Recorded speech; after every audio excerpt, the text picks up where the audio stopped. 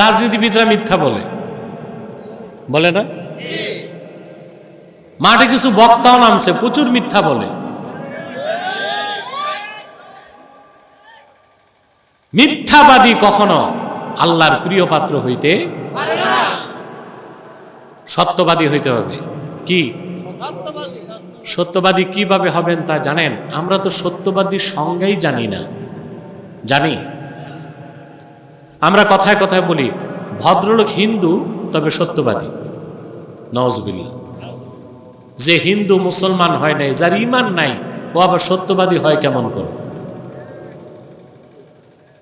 কোন মুসলিম, কোন কাফের, মুশরিক, বেঈমান যদি সারা জীবন সত্য কথা বলে, তাকে সত্যবাদী বলা যাবে না। বলতে হবে তার কথাটা সত্য। সত্যবাদী হবার জন্য অবশ্যই ঈমানদার হতে হবে। কি হতে হবে? ঈমান ছাড়া সারাদিন সত্য বললো সত্যবাদী হওয়া। কোরআনে কারীম আল্লাহ রাব্বুল আলামিন সত্যবাদী সংজ্ঞা দিয়েছেন, ইন্নামাল মুমিনুনাল্লাযীনা আমানু বিল্লাহি ওয়া রাসূলিহি সুম্মা লাম ইয়ারতাবু ওয়া জাহাদু বিআমওয়ালিহিম ওয়া আনফুসিহিম ফি সাবিলিল্লাহি উলাইকা হুমুস সাদিকুন। আল্লাহ রাব্বুল আলামিন বলেন, প্রকৃত সত্যবাদী তো তারাই যারা ঈমান এনেছে মহান আল্লাহর উপর, ঈমান এনেছে মুহাম্মদ সাল্লাল্লাহু আলাইহি ওয়াসাল্লামের উপর, এবং ঈমান ও ইসলামের কোন একটা বিষয়কে সন্দেহ করলো না, জান এবং মাল দিয়ে আল্লাহর পথে লড়াই করলো। আল্লাহ বলেন তারাই সত্যবাদী। বলেন সুবহানাল্লাহ। সত্যবাদী হতে কি লাগবে? তিনটা জিনিস। কয়টা? প্রথম হচ্ছে ঈমান, দুই নম্বরে ইয়াকিন। ঈমান আনছি বললেই হবে না, ইসলামের কোনো বিষয়কে সন্দেহ করা। প্রথম লাগবে ঈমান, তারপরে ইয়াকিন, তারপরে জিহাদ ফি সাবিলিল্লাহ, অর্থাৎ আল্লাহর দ্বীনের পক্ষে মেহনত। সুবহানাল্লাহ। এই তিনটি বৈশিষ্ট্য যার থাকবে সে কি? সত্যবাদী। বলেন সুবহানাল্লাহ। সত্যকে মুখে উচ্চারণ, সত্যকে হৃদয়ে লালন, কাজের মাধ্যমে সত্যকে প্রকাশ। তিন পদ্ধতিতে সত্যকে চর্চা করলে সত্যবাদী হওয়া যাবে। আমরা আল্লাহর ওলি হতে চাই, কটা খাসলত লাগবে? প্রথম কি? সাবিরিন, ধৈর্যশীল হতে হবে। দুই নাম্বার সাদিকিন, সত্যবাদী হতে হবে। তিন নাম্বার কানিতিন। এই কানিতিন হওয়া ছাড়া ওলি হওয়া যায় না। এখন কানিতিন শব্দের শাব্দিক অর্থ বিনয়ী। শাব্দিক অর্থ কি? কিন্তু এটা শাব্দিক অর্থ করলে হবে না, এটার ব্যাখ্যামূলক অর্থ করতে হবে। কানিতিন সব, আমার দিকে তাকান, আমি আর অল্প সময় আছে, মনোযোগ দেন। এই দিক তাকান, এই দিক তাকান, শুনতেছেন? কানিতিন বলা হয় কাকে? ইমাম কুরতুবী তাফসীর লিখেছেন, আল মুদাওয়িমিনা ফি তাআতিল্লাহ, সর্বাবস্থায় যারা আল্লাহর ইবাদতে নিয়োজিত থাকে তাদেরকেই বলা হয় কানিতিন। এখন একটা প্রশ্ন আসে না, সর্বাবস্থায় কি আল্লাহর ইবাদত করা যায় নাকি? প্রশ্ন আসে। তোমরা বসো বাবা, দাঁড়ায়, নিরাপত্তা লাগবে না। নিরাপত্তা চিন্তা করলে কি আমি আর রাতে ঢুকি ভিতরে? ঢুকতাম? আল্লাহর হুকুম হচ্ছে চেষ্টা সাথে রাখা, কিন্তু নিরাপত্তা কে দেন? কানিতিন, বিনয়ী কে? 24 ঘন্টা আল্লাহর ইবাদত করা যায় না। কানিতিনের অর্থ বিনয়ী সেই বান্দা যে যতটুকু ইবাদত করে নিয়মিত করে। সুবহানাল্লাহ। ইবাদত কম হোক, ইবাদতটা হবে কি? মুদাওয়ামাত, নিয়মিত করতে হবে। আপনারা কিন্তু বাঙালি নিয়মিত ইবাদত করেন না। অনেকে শবে বরাতে হালুয়া রুটি খেয়ে ঢুকছেন মসজিদে, সারা রাত নামাজ পড়ছেন, ফজর পরে ঘুমাইছেন, তারপরের দিন জোহর থেকে আর নামাজ নাই। ঠিক না? এতে আপনি কানিতিন বিনয়ী বান্দা হতে পারবেন না। কোন বান্দা কয়শো রাকাত রাতে নামাজ পড়লো এতে আল্লাহ বেশি খুশি হন না।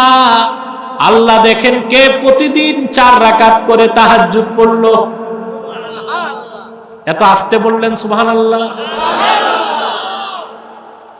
আপনি একদিন 100 রাকাত, আরেকদিন 1 রাকাতও না, এতে আল্লাহ খুশি হবেন না। কিন্তু আপনি প্রতিদিন যদি 4 রাকাত তাহাজ্জুদ পড়েন, আপনি মুদাওমিন কানিতিনের কাতারে শামিল হয়ে যাবেন। আমি একটা হাদিস শোনাই, সহিহ বুখারী কিতাবুল ঈমানে ইলমে হাদিসটা এসেছে। রাসূলুল্লাহ সাল্লাল্লাহু আলাইহি সাল্লাম একদিন আম্মাজান আয়েশার কাছে দেখলেন এক মহিলা বসা, বুঝলেন? আনসারী মহিলা, খুব নেককার মহিলা। বুখারী শরীফে তার নাম আসে নাই, হাদিসের সরাতে এসেছে। ওনার নাম ছিল খাওলা। কি নাম? আল্লাহর হাবিব আম্মাজান আয়েশাকে বলেন, আয়েশা মান হাজিহি, মহিলাটাকে? তা আম্মাজান আয়েশা তার পরিচয় দিতে যে খুব প্রশংসা করলেন, এই হচ্ছে সেই মহিলা যে রাতে এই রকম এত রাকাত নামাজ পড়ে। আল্লাহর হাবিব বললেন, মা আয়েশা যথেষ্ট হয়েছে, থামো। আলাইকুম বিমা তুতিকুন ওয়াল্লাহি লা ইয়ামাল্লুল্লাহু হাত্তা তামাল্লু। কে 100 রাকাত নামাজ পড়ছে আল্লাহ এতে খুশি হন না, তোমাদের উপর তাই আবশ্যক যা তোমাদের সাধ্যে কুলায়। ওয়াল্লাহি লা ইয়ামাল্লুল্লাহু হাত্তা তামাল্লু, আল্লাহর কসম তোমরা আল্লাহর ইবাদত করতে করতে ক্লান্ত হয়ে যাবে, আল্লাহ পুরস্কার দিতে দিতে ক্লান্ত হবেন না। তার মানে কেউ যদি সাধ্যের অতীত ইবাদত নিজের উপর চাপায় নেয়, বেশি দিন সে ইবাদত করতে পারবে না। কিন্তু কেউ যদি কম কম ইবাদত করে প্রতিদিন করতে পারবে, কখনো বেশি ইবাদত কখনো মোটেও না, তাতে আল্লাহ খুশি হন না। বরং কম কম ইবাদত নিয়মিত করলে আল্লাহ বেশি রাজি খুশি হন। আল্লাহর হাবিব সাল্লাল্লাহু আলাইহি সাল্লাম বললেন, ওয়া কানা আহাব্বাদ-দীনি ইলাল্লাহি মা দাওয়ামা আলাইহি সাহিবুহু। শুনে রাখো আয়েশা, আল্লাহ রাব্বুল আলামিনের নিকট প্রিয় আমল সেটাই যে আমলটা আল্লাহর বান্দা নিয়মিত করে। তাহলে কি বোঝা যায়? কানিতিন কারা? যারা ইবাদত যতটুক করে, জোরে যতটুক করে নিয়মিত করে। তাহলে আপনারা যে ইবাদত যতটুক করবেন, প্রতিদিন করবেন, ইখলাসের সাথে করবেন, বিনয়ের সাথে করবেন, নিয়তের সাথে করবেন।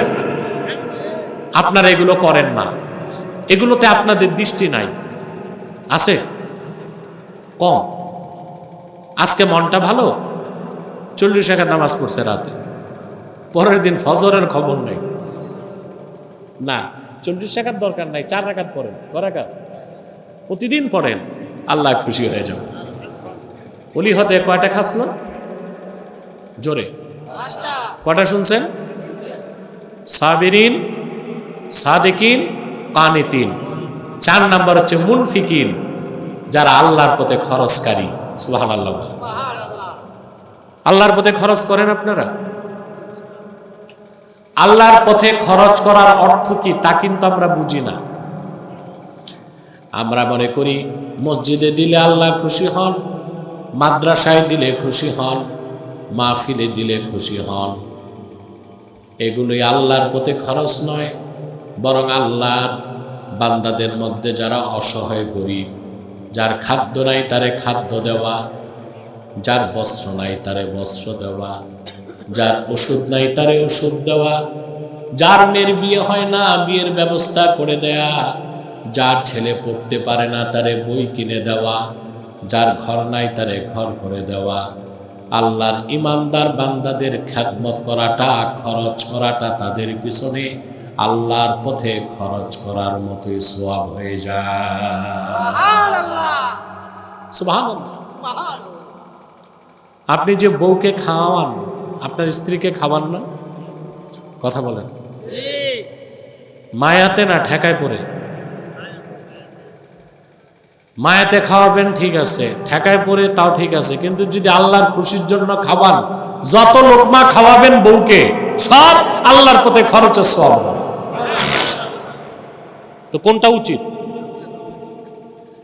সহিহ বুখারীর হাদিস কিতাবুল ঈমানে এসেছে, আল্লাহর হাবিব সাল্লাল্লাহু আলাইহি ওয়াসাল্লাম সাহাবীকে ডাক দিয়ে বললেন, সাহাবী, তুমি যদি তোমার স্ত্রীর মুখে খাদ্যের লোকমা তুলে দাও, তাবতাগি বিহা ওয়াজহাল্লাহ, আর এতেও যদি তুমি আল্লাহর রাজি খুশি কামনা করো, আল্লাহর সন্তুষ্টি কামনা করো, তোমার স্ত্রীর মুখে খাদ্যের লোকমা তুলে দেবার বিনিময়েও আল্লাহ তোমাকে সওয়াব দিবে। একটা কথা বলি, রাগ করবেন না তো? আমাদের মধ্যে অনেক খেটে খাওয়া মানুষ আছে, যারা ফাও খায়, ওদের তো সংসার চালাইতে কষ্ট নাই, আছে না? ফাও খায় যাবে, আছে তো।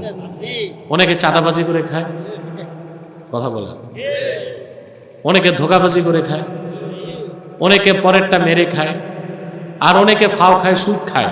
সবচেয়ে নিকৃষ্ট বলতে পারবেন আল্লাহর চোখে সবচেয়ে নিকৃষ্টকে চাঁদাবাজ না সুদখোর? সুদখোর। আমাদের দেশে চাঁদাবাজদের বিরুদ্ধে, ঘুষখোরের বিরুদ্ধে, দুর্নীতিবাজের বিরুদ্ধে জিহাদ ঘোষণা করে, কিন্তু সুদখোরের বিরুদ্ধে কোনো কথা নাই। কিন্তু সবচেয়ে খারাপ কে? জোরে বলতে হবে। যে সুদ খায় তার 70টার বেশি গুনাহ হয়, সবচেয়ে ছোট গুনাহ তার মার সাথে জেনা করার মতো। কিন্তু সুদখোরের বিরুদ্ধে আমাদের দেশে কোনো বক্তব্য 5 তারিখের পর তো একদম নাই।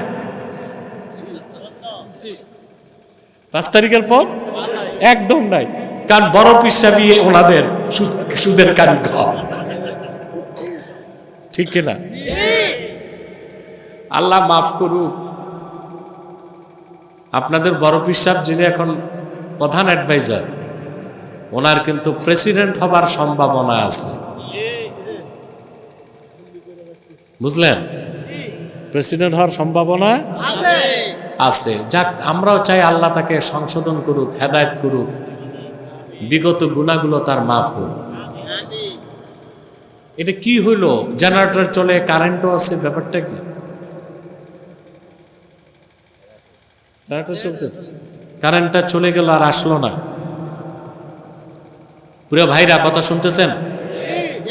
তাহলে যে কথা বলছিলাম, অনেকে আছে খেটে খাওয়া মানুষ, এই হাড় ভাঙ্গা পরিশ্রম করে বউ বাচ্চা পালতে পালতে মাঝে মধ্যে বিরক্ত হয়, আর কতদিন সংসারের বোঝা টানবো। একটি কথা মনের যদি রাখেন, আপনি আপনার স্ত্রী আল্লাহর পক্ষ থেকে আমানত, কচি কাঁচা কলিজার টুকরা বাচ্চাগুলো আপনার কাছে আল্লাহর পক্ষ থেকে আমানত।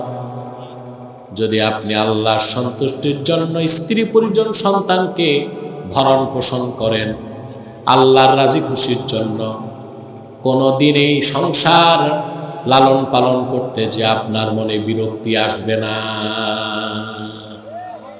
আসবে? কেন? আমি করি কার জন্য? স্ত্রী আমার কাছে আমানত, সন্তানগুলো আমানত। কার পক্ষ থেকে? জোরে জোরে।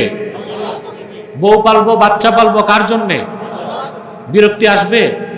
মনে শান্তি পাবেন, মনে আখেরাতে সওয়াব পাবেন।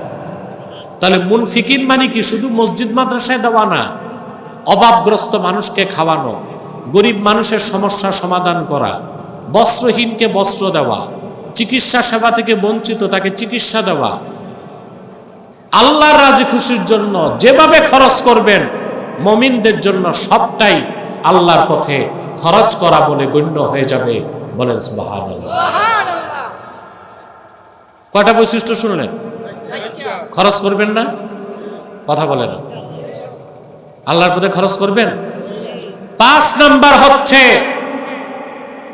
ওয়াল মুস্তাগফিরিনা বিল আসহার। সাহার সাহারের বহুবচন আসহার, শেষ রাত। রাত অর্ধেক চলে যাবার পর সুবহে সাদেকের রাত পর্যন্ত যে সময় আমরা রোজা রাখার জন্য সাহারি করি, ওই সময়টাকে বলা হয় আসহার। কি বলা হয়? পঞ্চম বৈশিষ্ট্য হচ্ছে যারা শেষ রাতে আল্লাহর কাছে আত্মসমর্পণ করে নামাজের মাধ্যমে আল্লাহর কাছে ক্ষমা চায়। তার মানে তাহাজ্জুদ নামাজ পড়ে নতমস্তকে আল্লাহর কাছে যারা ক্ষমা প্রার্থনা করে। চাইবেন কার কাছে? আল্লাহর কাছে। শেষ রাতে পারবেন না? দেখেন 24 ঘন্টায় 1টা ঘন্টা আল্লাহর জন্য খাস করেন। কটা ঘন্টা?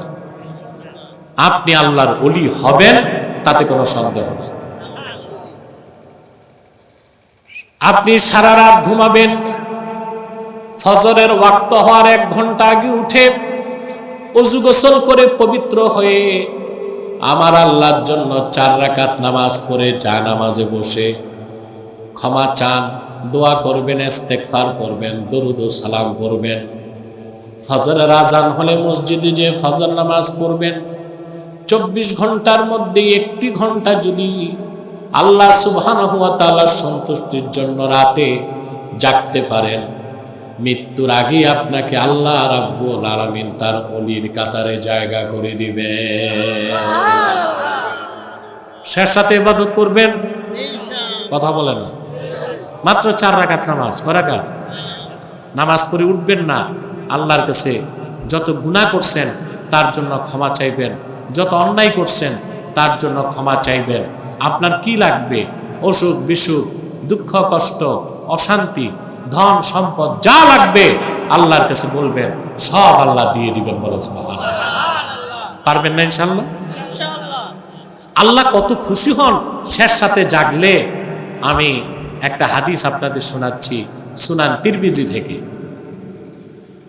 আল্লাহর হাবিব সাল্লাল্লাহু আলাইহি ওয়াসাল্লাম একদিন বললেন, সাহাবায়ে কেরামের উদ্দেশ্যে বললেন, ইন্না ফিল জান্নাতি গুরাফা তুরা যুহুরুহা মিন বুতুনিহা ওয়া বুতুনুহা মিন যুহুরিহা।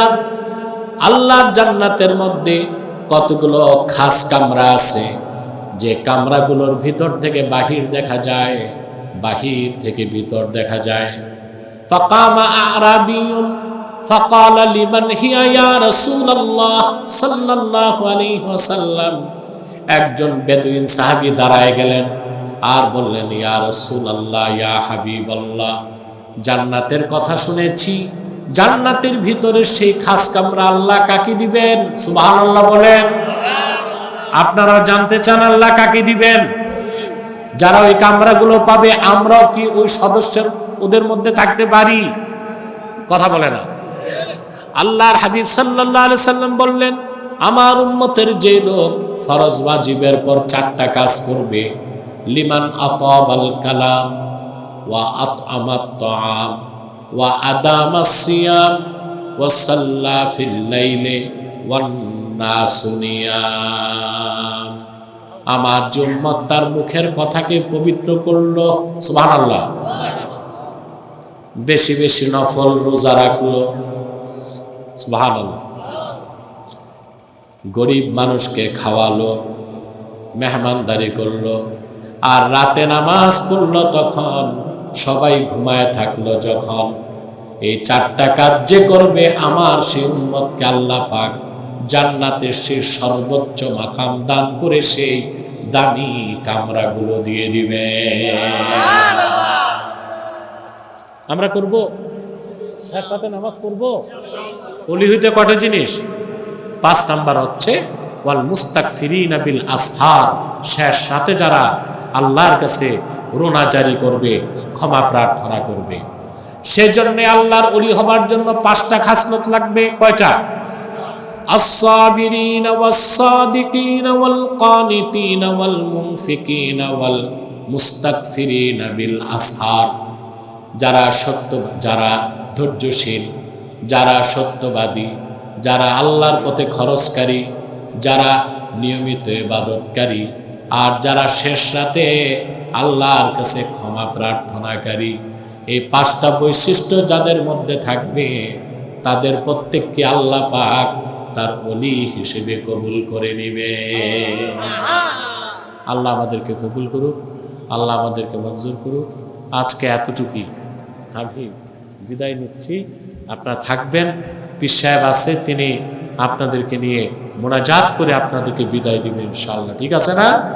সাদাকাল্লাহুল আযীম ওয়া সাদাকা রাসূলুহুন নবিয়ুল কারীম ওয়া নাহনু আলা যালিকা মিনাশ শাহিদিন ওয়াশ শাকিরিন। আলহামদুলিল্লাহি রাব্বিল আলামিন।